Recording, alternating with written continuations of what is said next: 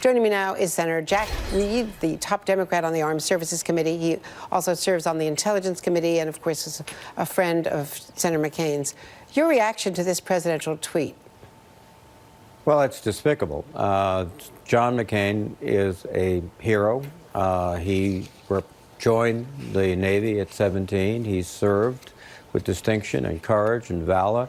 Then he came and served as a member of Congress, a United States Senator, and he always put the country, the Constitution, above his own personal interest. And he's the example we should be emulating, not criticizing. There's a lot of speculation as to why this weekend, why going after John McCain again and linking him to the dossier. What does he seem to be so obsessed with, frankly? Well, obsession is a good word and not a good word for a president. We would hope our president would be not obsessed, but competent, thoughtful, reasonable, all those things that are seem to be the contradiction of obsession.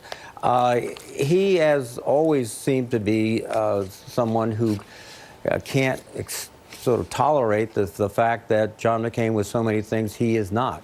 He did not seek to serve his country. In fact, one would argue that the president tried to avoid such service. Senator McCain joined at 17. His father and grandfather before him served. His son followed in his tradition. He built two sons, I believe. So he represents what I think the ideal of most Americans have, and I think the president is resentful, and he uses this resentment constantly with even the slightest provocation. Senator Cory Booker today was on the stump with Chris Matthews for Harbaugh tonight, and he also reacted to it. Let me play that for you. He's a hero, and to hear a sitting president, a commander-in-chief, what's that say to other men and women that are serving this nation? So I found it repulsive, and just another example of his moral vandalism and him just tearing at the fabric of this country. As opposed to bonding us together, he continues to try to pit us against each other. And Senator Lindsey Graham, John McCain's close friend for many years, and partner, of course, on the Armed Services Committee with you as well, he tweeted that as to John McCain and his devotion to his country, he stepped forward to risk his life for his country, served honorably under difficult circumstances, and was one of the most consequential senators in the history of the body. Nothing about his service will ever be changed or diminished, although Senator Graham is still not criticizing the president. Well, I think the president deserves to be criticized. Again, this is a gratuitous slap at an American hero, not based on the facts, as you point out so correctly, Andrea. It is just kind of almost a childish kind of fit that's being thrown. Senator McCain, again, I think bothers the president because he represents many of the things the president did not do, cannot do, and would not do. Serve his country, do it in the military, do it in a way that brought honor and respect by everyone. And I think he feels haunted in a way. It's strange by Senator McCain's record of courage, valor, and service. And as to Senator McCain's poor record at Annapolis, having worked with John for many years, he would argue that being fifth from the bottom at Annapolis was better than being anywhere at West Point. I know that personally. So. I think that don't you have a record at West Point yourself? I do, but I was a little closer to the top than the bottom. But John's service more than bore out his record at Annapolis. Yes, indeed. I got that. Saudi Arabia, I wanted to ask you about that. The New York Times is reporting exclusively today that the Saudi Crown Prince's brutal drive to crush dissenters began with this unit a year before the killing of Khashoggi, and that there is classified reporting to this, that U.S. officials have been briefed on it. As a member of two important committees, I assume that you've had some access to intelligence and to other reporting. What about the denials that come from the administration that there's anything definitive about the Crown Prince's record?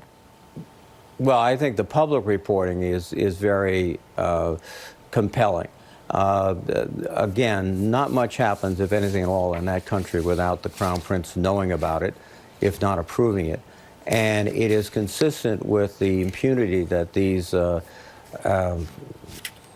Saudis demonstrated when they killed Khashoggi that they weren't afraid of any consequences. And I think that underscores, again, the fact they've been doing this with impunity within Saudi Arabia, doing it to minor figures around the world, bringing them back to Saudi Arabia. And then when they went into Turkey, there was just this complete lack of any type of sense of the horrific actions they were undertaking. And there's strong suggestions that this was premeditated. It was not, you don't bring a forensic specialist with a bone saw if you simply want to try to convince the gentleman to return to Saudi Arabia. And the people involved, the leader of the band in Turkey, the link between the government in Riyadh and these terrorists, if you will, or at least assassins, had close ties on an almost constant basis with the Crown Prince. So when you put that all together from public sources, it seems overwhelming that the Crown Prince not only was aware of it, but may have been involved in it. And we're trying to take steps in the Congress on a bipartisan basis to hold accountable everyone involved in this Khashoggi incident, and also to get a report from the intelligence community, unclassified, that will give us more information to work with. I think you're referring to Al-Qahtani, who, there are credible reports, was in the jail cells and overseeing the torture and threats against several of these women. One particular woman who had been arrested for protesting against the driving ban and is still in jail. These women are now being put on trial. There are others, including dual nationals, Americans who are being held there. What can you in Congress do to protect our own citizens and others?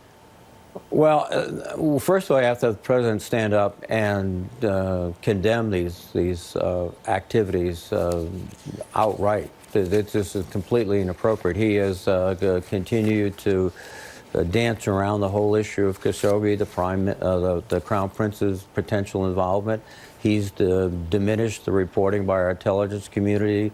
That's absolutely wrong. And unfortunately, as long as that continues, I think the Crown Prince will feel he has the green light to continue these episodes, to continue these harassments of his own subjects, these pseudo trials in which the press can't get access to, which no one knows what the outcome is about. So I think it begins really with the president. As long as he tolerates it, it's a green light, and it's a green light for some horrendous behavior. Jack Reed, thank you so much, Senator. Thanks for being with us today. Thank you, Andrea.